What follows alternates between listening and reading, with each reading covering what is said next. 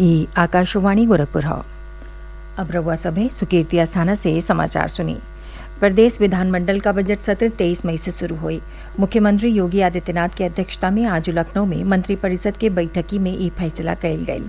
बैठकी में कुल 13 प्रस्ताव मंजूर भइल। मंत्रिपरिषद वरिष्ठ वकील अजय मिश्र के प्रदेश का नया महाधिवक्ता नियुक्त कैलहू का मंजूरी दे दिहलस। कैबिनेट एगो अउरियो महत्वपूर्ण फैसला में प्रदेश के 9 विभागन में अंतर्राष्ट्रीय स्तर पर पदक जीते वाले 24 खिलाड़ियन के राजपत्रित अधिकारी के पद पर नियुक्त कैले का प्रस्ताव पारित कई दिहले हौ। ओलंपिक खेल, एशियन गेम्स और राष्ट्रमंडल खेलिन के पदक विजेता के बीडीओ, बीएसए, डीपीआरओ, उप निदेशक खेल, नायब तहसीलदार आदि पदन पर नियुक्ति दिहल जाई।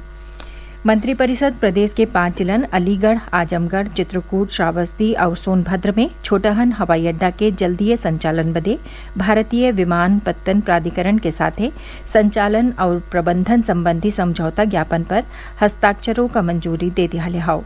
सरकार ये हवाई अड्डा का संचालन और प्रबंधन बदे भारतीय विमानपत्तन प्राधिकरण के हर साल हर हवाई अड्डा के हिसाब से 7 करोड़ रुपया दे।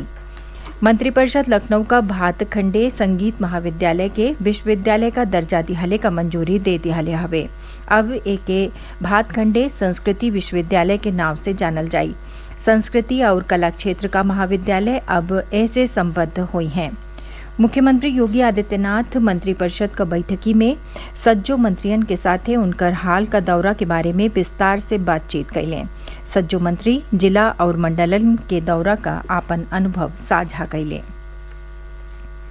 देश का पहला स्वाधीनता संग्राम बरिस 1857 में अजुए के दिन ने मेरठ से शुरू भइल रहे।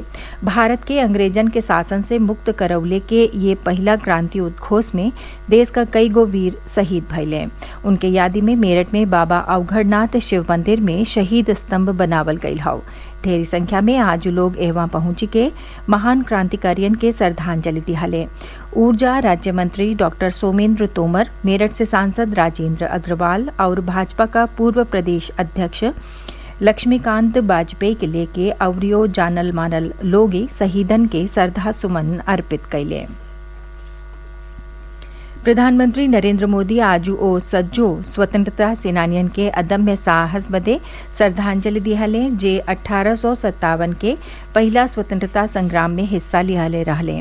एगो ट्वीट में प्रधानमंत्री कहले कि 1857 में अजुए के दिन ने ऐतिहासिक पहला स्वतंत्रता संग्राम शुरू भइल रहे, जवन नागरिकन में देशभक्ति का भावना प्रबल कैले रहल और औपनिवेशिक शासन के कमजोर कैले में योगदान दिहले रहल। मुख्यमंत्री योगी आदित्यनाथ भारतीय स्वतंत्रता सेनानियन के यादी करत कहले कि ब्रिटिश गुलामी से देश के मुक्त करावे बदे बरिस 1857 में अजुए के दिन ने पहला स्वाधीनता संग्राम शुरू भइल रहे। वहाँ के भारतीय शौर्य, अदम्य साहस और स्वाभिमान का प्रतीक ये जनक्रांति में सहभागी रहल सज्जो राष्ट्रभक्त और बलिदानी के श्रद्धांजलि दिहले। वाराणसी का जिला न्यायालय ज्ञानवापी मामला का सुनवाई बिहाने लिए स्थगित कर दिया हवे।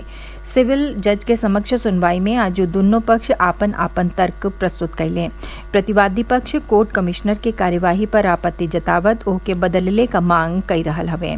ओही वादी पक्ष कहलस कि अब इन कोर्ट कमिश्नर के कार्यवाही में सर्वे का काम कुछ हुए भइल हौ, यही नाते ओह पर आपत्ति कैल न्याय संगत नहीं हवे। सुनवाई के दौरान न्यायालय परिसर में सुरक्षा का कड़ेर इंतजाम कइल गयल रहे। प्रदेश में पिछला 24 घंटा में कोरोना संक्रमण का 278 नया मामला सामने आयल हवे, जबकि ये दौरान 348 रोगी स्वस्थ भइले। राज्य में कोविड का सक्रिय मामलन का संख्या 1496 हौ। ये बीचे कोविड नमूनन का जांच लगातार चली रहा हौ। काली 1,34,000 से बेसी नमूनन का जांच कइल गई। अबले 11 करोड़ 22 लाख से ज्यादा नमूनन का जांच कइल जा चुकल हवे। प्रदेश में कोविड रोधी टीका लगौले का कार्य लगातार चली रहा हौ। अबले 31 करोड़ 80 लाख से बेसी टीका लगावल जा चुकल हौ। 18 बरिस से बेसी आयु के सज्जो पात्र लोगन के पहला डोज लगावल गई रहे, जबकि 89% से ज्यादा लोगन के टीका का दोनों डोज लगावल जा चुकल हौ। 15 से 17 आयु वर्ग का 95% से बेसी किशोरन के टीका का पहला डोज और 69% से बेसी किशोरन के दोनों डोज लगावल जा चुकल हौ। 12 से 14 आयु वर्ग के 69% से बेसी लइकन के टीका का पहला डोज और 9% से बेसी के दोनों डोज लगावल गईल हौ। समाचार पूरा भइल। नमस्कार।